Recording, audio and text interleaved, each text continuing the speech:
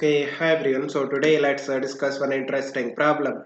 So it says 1 liter of an ideal gas gamma 1.5 at 300 Kelvin is suddenly compressed to half its original volume. Find the ratio of the final pressure to the initial pressure. Okay. So आप देखो initial volume that is 1 liter and final volume that will be half of the initial volume that is 0.5 liter and initial temperature that is 300 Kelvin and gamma आपको given है that is 1.5 and ये sudden process है it means ये adiabatic process है right adiabatic compression है so adiabatic process equation आप use कर सकते हो that is P V raised to the power gamma this will be constant it means P initial V initial raised to the power gamma that is equal to P final V final raised to the power gamma so P final divided by P initial that will be simply V initial by V final raised to the power gamma. Now initial volume कितना है 1 liter final volume 0.5 liter. So V initial by V final कितना आएगा simply 2 raised to the power gamma that is 1.5.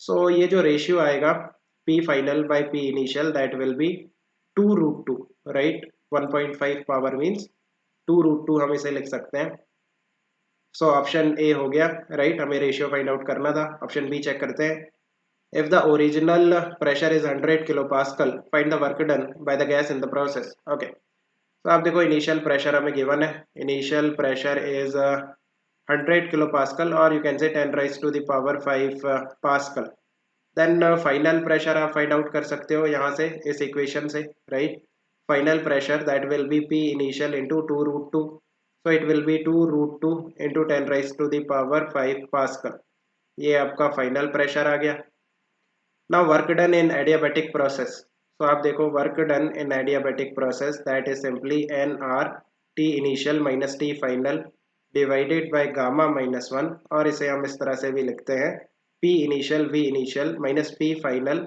v final divided by gamma minus 1 just values put करो आप देखो initial pressure that is 10 raise to the power 5 initial volume कितना था 1 litre it means 10 raise to the power minus 3 metre cube minus final pressure that is 2 root 2 इंटू 10 raise to the power 5 pascal into final volume that is 0.5 into 10 raised to the power minus 3 meter cube divided by gamma minus 1 that is 1.5 minus 1 so numerical answer you can find out anyway इसे solve करते हैं सो देखो ये कितना हो गया ये 100 हो गया राइट ये आपस में कैंसिल हो जाएगा ये भी 100 हो जाएगा देन 100 बाहर आ जाएगा कॉमन आ गया सो अंदर क्या बचा 1 minus under root 2 and denominator में क्या है 0.5 so it will be 200 and 1 minus root two कितना होता है 1.4 के करीब होता है राइट 414 होता है so it will be minus of 0.41 into 200 so let's say ये कितना आता है 200 into अच्छा ये तो आप खुद से सॉल्व कर सकते हो it will be 82 minus of 82 joule right so this is the work done in the process so B हो गया right C चेक करते हैं what is the change in internal energy so देखो adiabatic process की अगर हम बात करते हैं then heat supply to the system will be 0 q is equal to 0 and first law of thermodynamics q is equal to w plus delta u right if q is equal to 0 it means w plus delta u that is equal to 0 so we can say change in internal energy that is equal to minus of work done by the system so that will be minus of 82 so it will be 82 joule this is the change in internal energy delta u right simple डी check करते हैं what is the final temperature adiabatic process में so हम जो process equation है उसे volume and temperature के terms में भी लिख सकते हैं right that will be T V raise to the power gamma minus 1 will be constant it means T initial V initial raise to the power gamma minus 1 T final V final raise to the power gamma minus 1 so final temperature that is equal to initial temperature v initial by v final raised to the power gamma minus 1 initial temperature 300 v initial by v final अभी हमने find out किया था it will be 2 raised to the power gamma minus 1 that is 0.5 so 300 into under root 2 that is 1.41 है ना। सो इसे आप solve कर लो। Let's say कितना आता है 1.41 into 300, so 423, so it will be 423 Kelvin. This is your final temperature. Okay, so D हो गया। E चेक करते हैं। The gas is now cooled to 300 Kelvin keeping its pressure constant, means isobaric process है।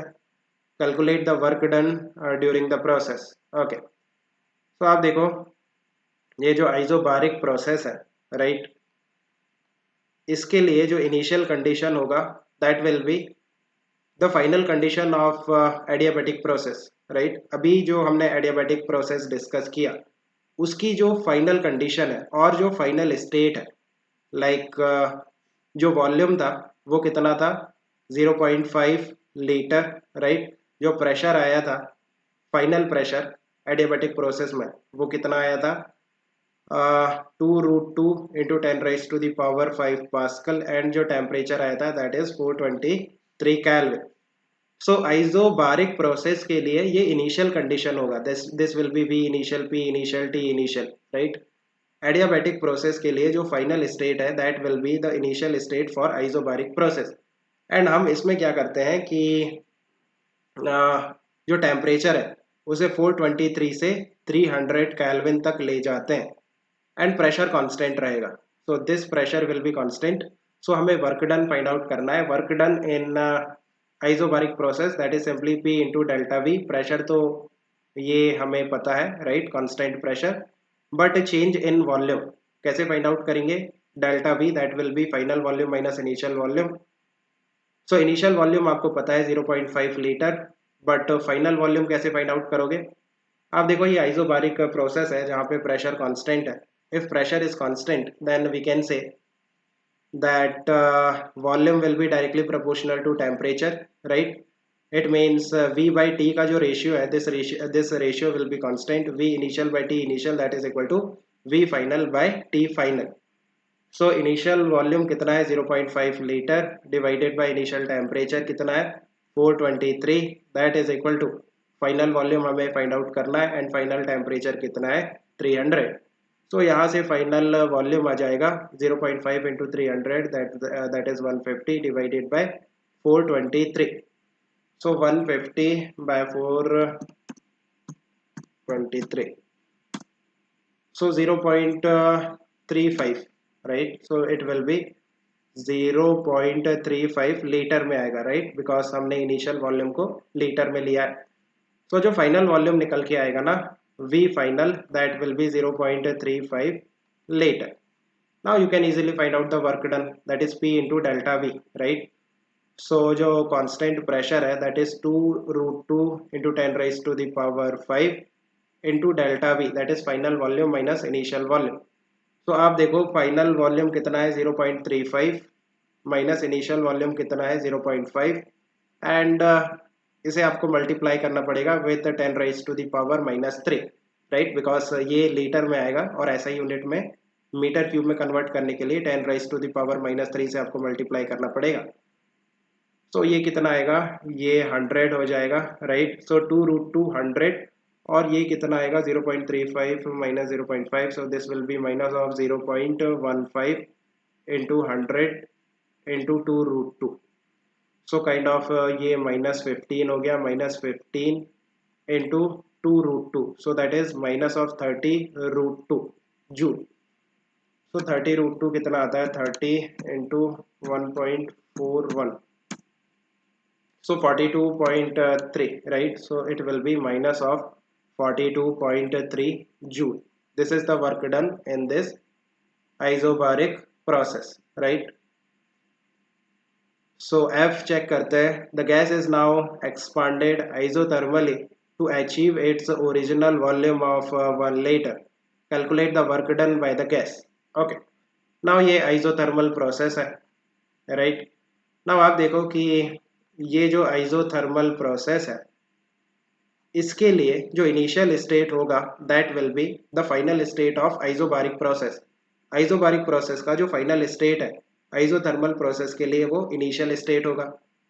सो what I want to say कि आप देखो जो pressure था वो तो कांस्टेंट था आइसोबारिक प्रोसेस में, दैट इज 2√2 इंटू 10⁵ पास्कल। जो वॉल्यूम था that is 0.35 litre, right. And जो टेम्परेचर आया था, टेम्परेचर हमने फाइंड आउट किया था क्या, राइट, यहाँ पे 300 केल्विन हो गया था ना, हाँ 300 केल्विन, राइट। सो ये इनिशियल स्टेट होगा आइसोथर्मल प्रोसेस के लिए। एंड हम क्या करते हैं, वॉल्यूम को 0.35 से 1 लीटर तक ले जाते हैं। देन हमें वर्क डन फाइंड आउट करना है आइसोथर्मल प्रोसेस में। Work done in isothermal process that is simply nRT ln of V final divided by V initial, right.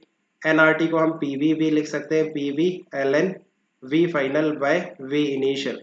Now आप देखो फाइनल वॉल्यूम हमें पता है 1 litre, this is your V final, right. And initial volume भी हमें पता है। Now P V, यहाँ पे आप इनिशियल भी ले सकते हो, लाइक पी आई वी आई भी लिख सकते हो, और पी फाइनल वी फाइनल भी ले सकते हो। तो आप देखो यहाँ पे हमें इनिशियल प्रेशर पता है, राइट, एंड इनिशियल वॉल्यूम भी पता है।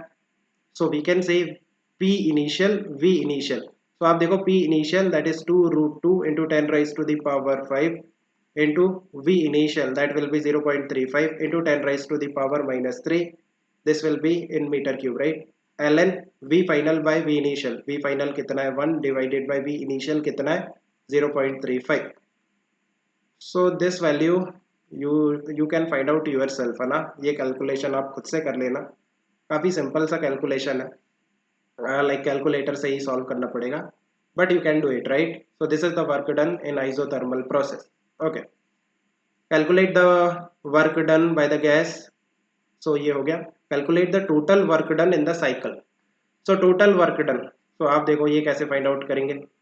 Total work done that is equal to work done in adiabatic process plus work done in isobaric process plus work done in isothermal process. ये तीनों हमने फाइंड आउट कर लिया है, जस्ट आपको वैल्यूज पुट करनी है, right. Then that is your final work done. So I think you have understood. Let me know if you still have any confusion. Okay, keep working hard. Best of luck. Bye. Yeah.